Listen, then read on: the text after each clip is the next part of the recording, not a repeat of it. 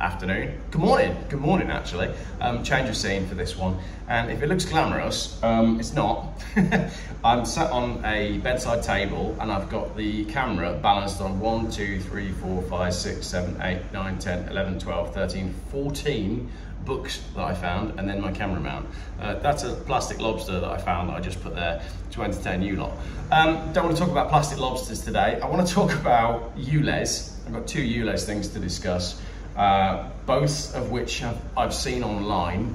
But also, before I kick off with the video, yesterday we got a taxi from where we were in Hikkaduwa down towards Marissa, and had a great chat with the taxi driver about, he was very educated, very good English. We were in this tiny little Toyota Passo taxi, which he told me, $17,000 over here. Cars are expensive in Sri Lanka.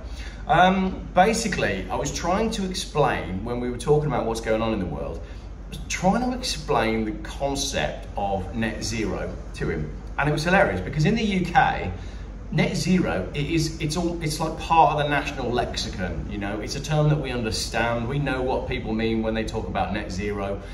It's part of conversation. It's being discussed, all right? So the term net zero, we know what it means. Try and go abroad, right, to a poorer country and try and explain the concept of net zero to, say, a taxi driver. Whilst you're driving along on a 2-lane highway that's actually got 6 lanes, or 7, depending on what the buses and tuk-tuks are all doing, and who, you know, are aware as to how the economy and how money works. Just try and explain net zero to normal people in other countries. And the guy was sat there being like, you're doing what? You're destroying your manufacturing industries and your economy so that you can get less CO2 in the air. And I was sat there in the passenger seat being like, yeah, when you put it that way. Let's get into the story then, right? So, my friend Chris, who also has a YouTube channel, The Bearded Explorer, and he also has my old 460,000 mile Volvo 850 T5, the gold one, 460,000 miles, original engine and gearbox. Chris, if ever you want to get rid of that car, I'll have it back. Hopefully the car's going well, and let us know in the comments. Hopefully I'll get you to comment on what the current mileage is on that car. Like I said, original engine and original gearbox. Right, so Chris sent me this. This is, where are we? We're in Scotland. This is the ULEZ zone for Aberdeen and Dundee and Glasgow. For many who routinely drive a non-compliant vehicle within the Edinburgh low emission zone, the best solution to avoid future charges would be to sell the car. That's what the advice says. Right, the charges for the Edinburgh low emission zone, the first time you drive into the Edinburgh low emission zone, you pay £60, but if you pay within the first 14 days, you only pay £30. Right, so you are allowed to drive into the low emission zone and pollute with your old vehicle, but you have to pay to do so, which is insanity in and of itself. And Edinburgh is not a million miles from the sea, and it sometimes gets windy, so the air obviously blows around. I'm just trying to paint the picture that this is all one big scam. The second time you drive into the Edinburgh low emission zone, you define doubles, right? This random made up fine based on made up numbers about air doubles to £120 the second time you drive your old car in whatever that may be. For the sake of argument, let's say a Volvo. The third time you drive into the low emission zone, it doubles again. It's £240.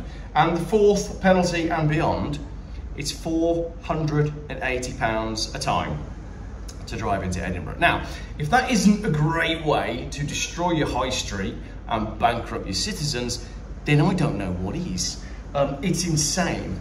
That's all I've got to say about it. I can't say anything more about that other than it is sheer insanity. All right, so that's that one. The other story that I've got to talk about today is this one, which is also about the low emission zones. Now, this is down at the M25. Mrs. G just walked in, dropped the towel and shook her bottom at me. Thanks, darling. All in a day's work.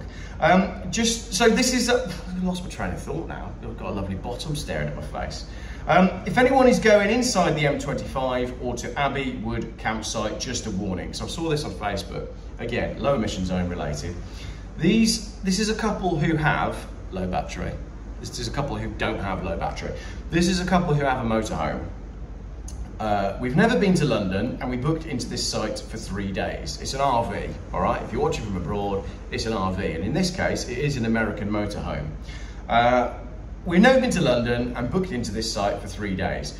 We did look online to see if we needed to pay, but putting our registration into 2 different websites, it just came up with ULEZ status unavailable. So the ULEZ system doesn't know whether or not their American motorhome needs to pay ULEZ. The system doesn't know, right? So what would you do in that case? Well, you just think, okay, cool. Well, it's obviously ULEZ free because there's no ULEZ status. That means the British system doesn't understand what this vehicle is. We thought it must be free, as I just said. That would have been my conclusion as well. I would have thought, oh yes, got away with this here. System doesn't know what the car is. We're free to go. We thought it must be free, but we still looked for any signs in the few miles from the M25 to the site, and we saw none. So they're looking out for notifications that they've entered this ULEZ zone, and they don't see any signs. 2 weeks after we get home, so I think they've done 3 days at this campsite near London. 2 weeks after we get home, we received 2 fines. One for entering a ULEZ zone. Don't forget, they never saw any signs to say that they'd entered a ULEZ zone.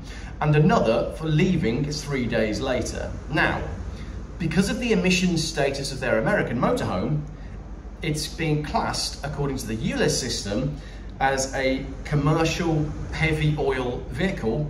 Guess how much the fine was? For entering and then leaving, 2 fines, £1,000 each. It was £1,000 to drive their RV into this made-up zone, and then it was £1,000 for them to leave in this made-up magical boundary where the air changes. It's not like an ocean where you have a border. You know, when like salt water meets fresh water and you get a distinct border. That's not a low emission zone. It's completely made up. It's total balls. Anyway, so they've got £2,000 of ULEZ fines for 3 days of camping. We obviously contested this within the 28 days and were then told by letter after a month or 2 that it was refused, right? Petition denied. We appealed again, and our motorhome, when having an MOT, the emissions are actually lower than some small cars. So they take the motorhome for an MOT, and the emissions that come out on the MOT is lower than some small cars. So this is not a big old polluting motorhome. We had to prove this, but as an MOT emissions test is not good enough, we had to contact Winnebago. Right, so the emissions, I thought that was Mrs. Jeff. You might be lucky, she might walk past in a thong bikini, but you might not be lucky. The MOT emissions test, which is the standard that we base our taxation on, is not good enough for ULEZ. Again, make it make sense. We contacted Winnebago and they told us to contact Freightliner, to Freightliner Winnebago, and they told us to contact Caterpillar, maybe Caterpillar made the engine, which we did. After a while, it turned out the UK do not actually have any emission testing data for these US American import motorhomes. So again, after we send all this back and we told them the circumstances in a lot of detail, this was all sent back, but I'm told this only goes to one person sitting in a room who obviously has no empathy or common sense and not a court of appeal, what we would have liked to have been heard by and we could have attended. Yeah, you can guarantee that Sadiq Khan's one member of ULEZ staff will be a diversity, equity and inclusion hire. Someone who's not from this country and doesn't sympathise with people from this country who've got enough money to own a motorhome. Of course. Oh, I'm getting bitten. Ah, you absolute... Oh, what a terrible video. We received the 2 letters back today with their refusal, and the fines are now £2,000 each. So they're now up to £4,000. Again, we did not realise that by contesting and losing, it would result in them doubling to £2,000 each. £2,000 each for a totally made up fine based on nothing. We thought by appealing within 28 days they would stay at the original fines, and again I would have assumed that as well. Oh no, you want to appeal? We're shafting you either way, they write. Absolutely horrendous. So if anyone is thinking of going inside the M25 or to this campsite, or even how do people living inside the M25 own an American motorhome, is the actual charge of going inside or outside is £300 each way. It's ridiculous, isn't it?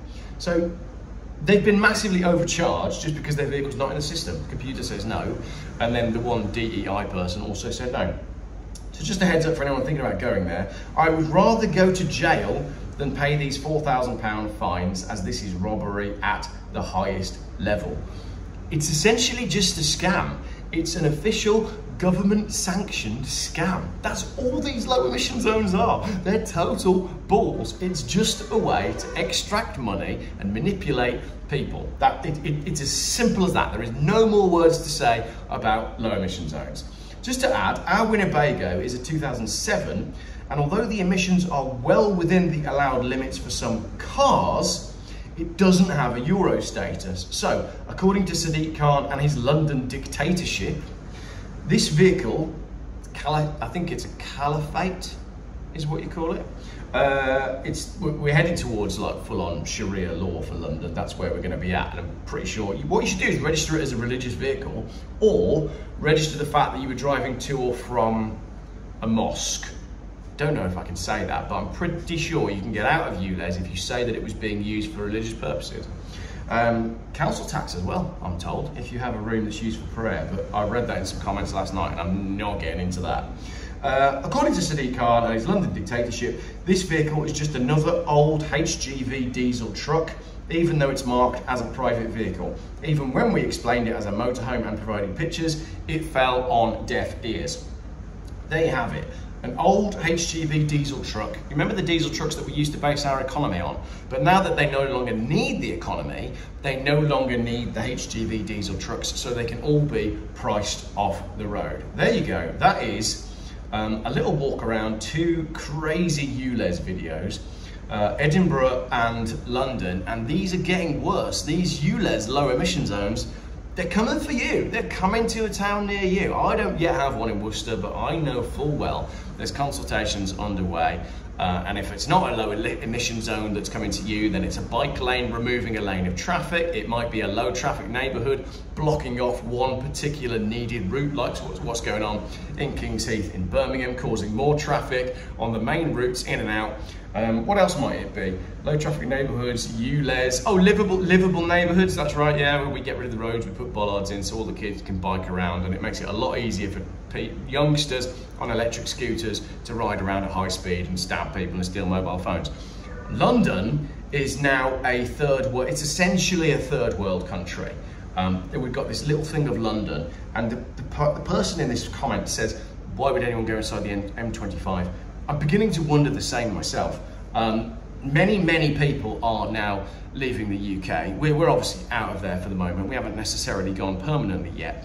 But the more I read, usually late at night when everyone's asleep and I'm going through YouTube videos as to what's actually going on in the UK, the more I read, the more I am determined to wind everything up in the UK and bail permanently.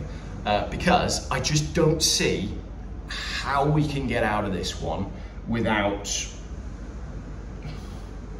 It's difficult because all of the things that I want to say will get me shut down, and all of the things that I need to say to get everybody on board with what needs to happen will get me shut down. So how is anybody...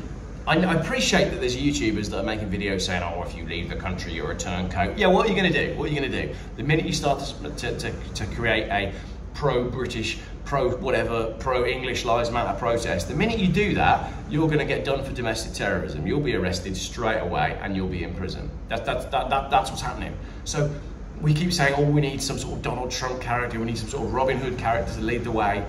I'm sure they're trying to come out of the woodwork, but every time they do, they just get arrested. That's exactly what's going on at the moment. So we don't have someone that's going to lead the British people to reclaim the country, because they can't, because the country's actively working against those people. That's where we're at. So I think the only option is, you know, if the ship's sinking, I genuinely feel like it's time to jump. Cool. It's a depressing end to the video, isn't it? So I'm going to finish the video by just dramatically walking off.